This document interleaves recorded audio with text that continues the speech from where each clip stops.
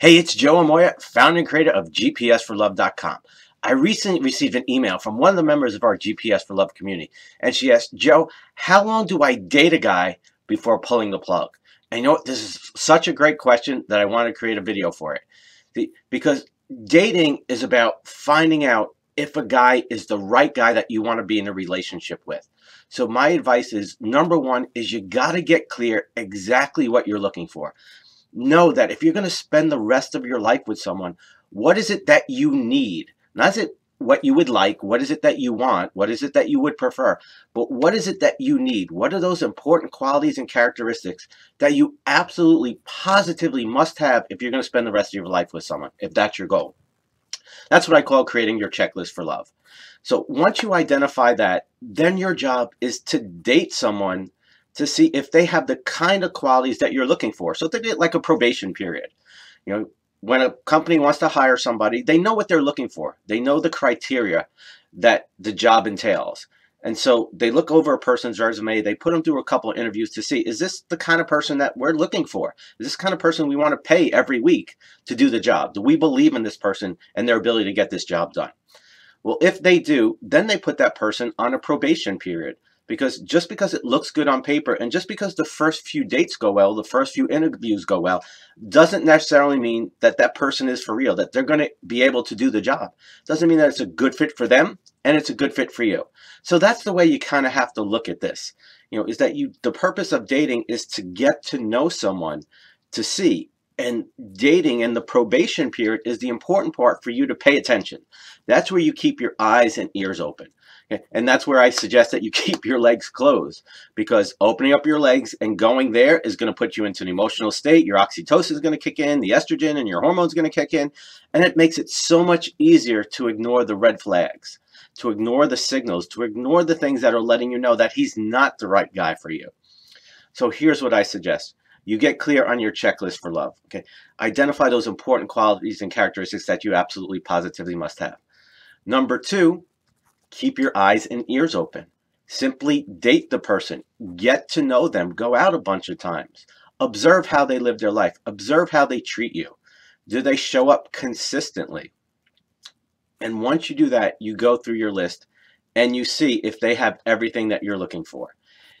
If they do, you keep dating them until you're confident that they have all of the important qualities and characteristics that you need. Not just some of them, but all of them.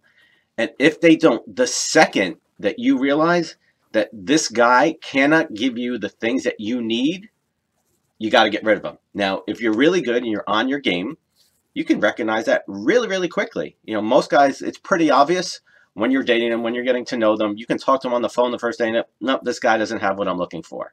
And then you get rid of him. Don't date his potential. Don't believe it'll get better. Don't believe you can live with it or ignore it. That's where you run into trouble. You want to get 100% clear, concise, and honest with yourself. Does this guy have what I'm looking for?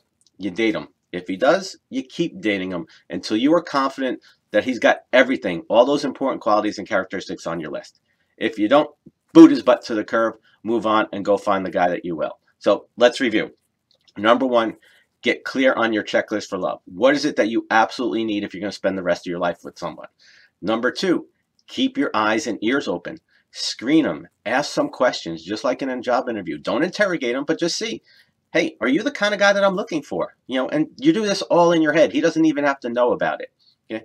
If he is, you continue to date him to see if he consistently shows up and gives you the things you need. Because you know, who he is now, who he pretends to be, isn't necessarily who he really is. You know, let's face it, there's something what I call the BFF, the best foot forward. People will put on this false pretense. They'll pretend to be something that they're not just to get you. Okay?